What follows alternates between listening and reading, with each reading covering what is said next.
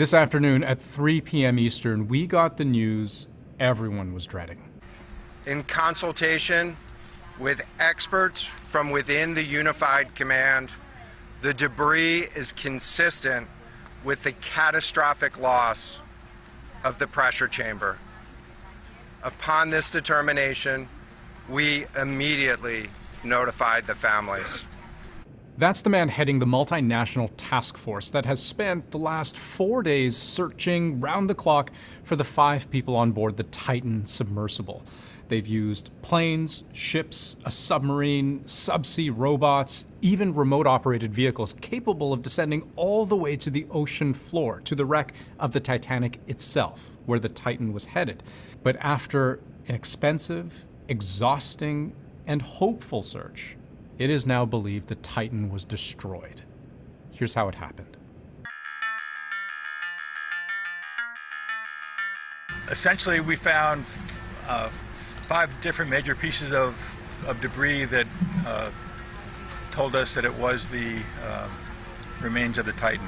According to the U.S. Coast Guard, an ROV, a remote-operated vehicle, was able to scour the ocean floor near the Titanic wreckage. A few hundred meters away, they found this.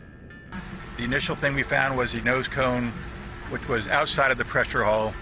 That was clue number 1.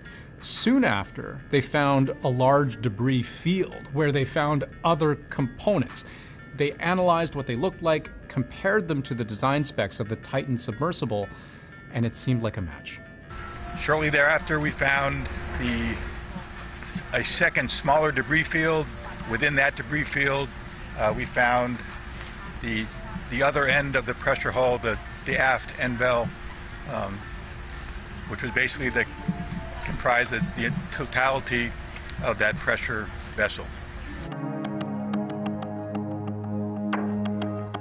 It was all consistent with the components used to build the Titan, but they also think the debris tells them something about how the Titan went down. Not a slow, steady leak, but rather a violent, sudden change in pressure.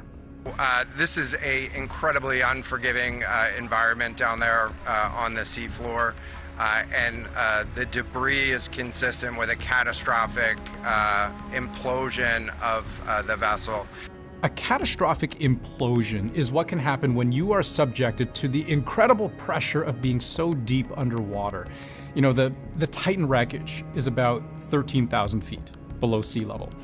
When you're that far down, the forces acting on the hull of the ship, many thousands of pounds per square inch, you know, I've heard it compared to having the equivalent of an Empire State Building crushing you from all sides. We've taken a regular styrofoam coffee cup, and that's then strapped to the outside of the submersible in a net bag. And when we eventually come up topside and recovered, the actual same coffee cup is basically a that size.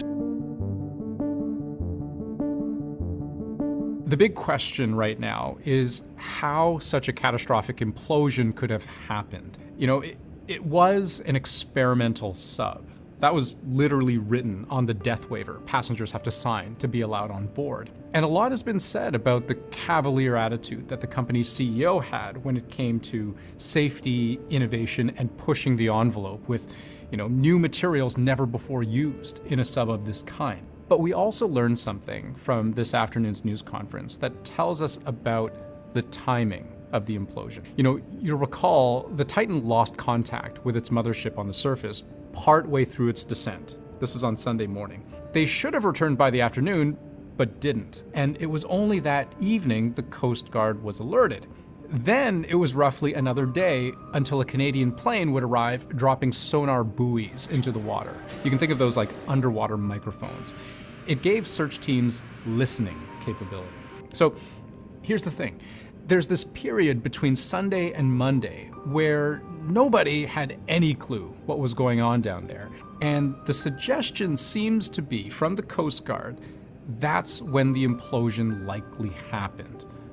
This was a catastrophic implosion of the vessel, which would have generated a significant broadband sound down there that the sonar buoys would have picked up. They would have heard the implosion if it had happened while their sonar buoys were deployed, but they heard nothing.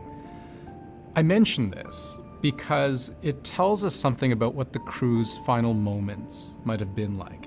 You see, the great fear here was that death would have been slow and unbearable. Imagine, you're trapped all alone in a 22-foot hunk of carbon fiber. It's cold because sunlight can't penetrate the water. There's limited food, limited water to drink, only a single porthole that you can't even look through without powering the ship's lights because it's pitch black on the other side, and you're running out of oxygen. Perhaps a silver lining in all of this is that in the case of a violent implosion, death would have been instantaneous. On behalf of the United States Coast Guard and the entire Unified Command, I offer my deepest condolences to the families. I can only imagine what this has been like for them, and I hope that this discovery provides some solace during this difficult time.